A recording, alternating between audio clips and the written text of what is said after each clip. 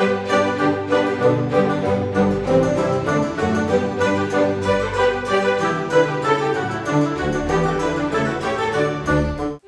like superhero stories. I'm not huge on comics and the like, and I know next to nothing of the intricate details of DC, Marvel, or even the more famous characters like Superman and Captain America.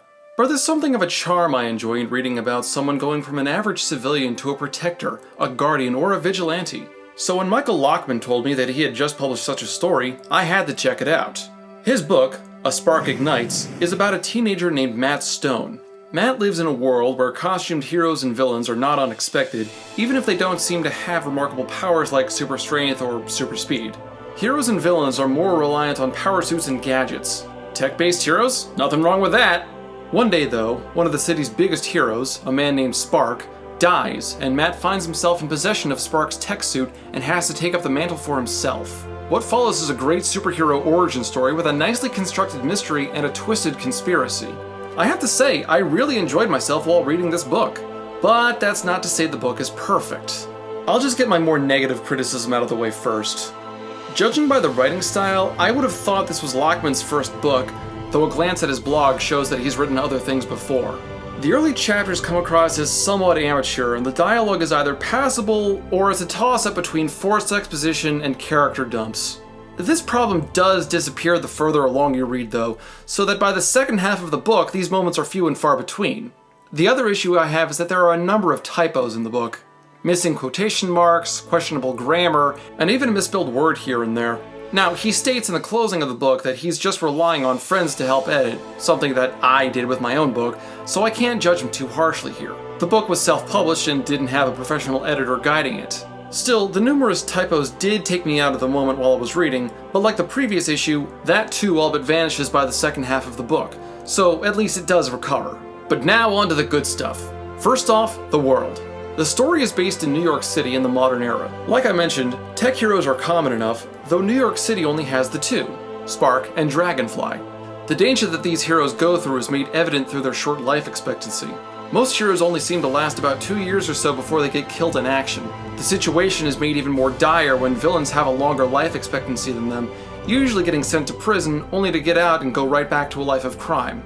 And the characters aren't disappointing either. The main character, Matt, lives with his absent parents and jerk of an older brother. Matt gets a significant amount of character growth throughout the story, getting a kickstart the way many superhero stories start, with dramatic trauma. But because I'm not going to spoil anything here, you'll just have to read the book to find out more. Matt's best friends, well, only friends, are Dan Ray and Amy Hunter. They each get a certain amount of focus and both contribute to the plot, though Dan gets more than Amy, who is mostly there for romantic purposes and to keep the boys in line.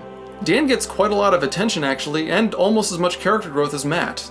And then there's the Spark suit itself. Matt comes across the Spark suit one day, I won't tell you how because of spoilers, and quickly decides that it's his obligation to pick up where the previous Spark left off and help save the city one person at a time. Like I said before, Spark is a tech hero who can fly, is granted enhanced strength, and to fit with the name, has lightning gauntlets. The suit has a decent range of abilities and, combined with Matt's inexperience in fighting, has plenty of room for expansion. Watching Matt turn into a hero with a suit helping him along is fun, but also believable, so you're not rolling your eyes thinking this kid is some gifted genius. He's far from it, which makes him a better character all around. And if that wasn't enough of a setup, there's a small cast of characters that add to the flavor of the world. Pyromaniac is, well, a pyromaniac. He uses a specialized flamethrower to start fires, pretty much for the sake of watching buildings burn.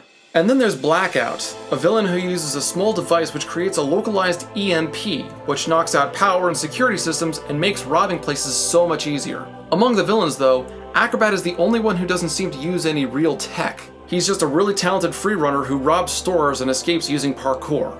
The character I really liked was the villain, Alan Swift, also known as the Inventor. He made for a fun antagonist, getting off on the old-school supervillain angle to the point where he even hired a vocal coach to perfect his evil laugh.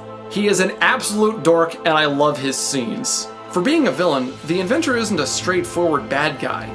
He's more of a hired gun who creates things for other villains, though he does make monthly appearances with small crimes. He prides himself in never being sent to prison once in his 10-year career, but also in never causing casualties among civilians. Obviously, this sort of antagonist won't appeal to everyone, but given the obvious comic book inspiration, his characterization really fits. The book is written in third-person limited and bounces between multiple characters, sometimes not even telling you who they are, which I think would only enrich a second read-through.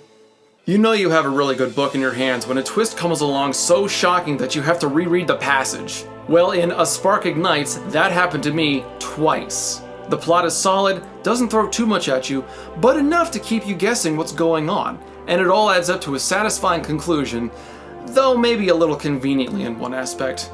You'll know it when you see it.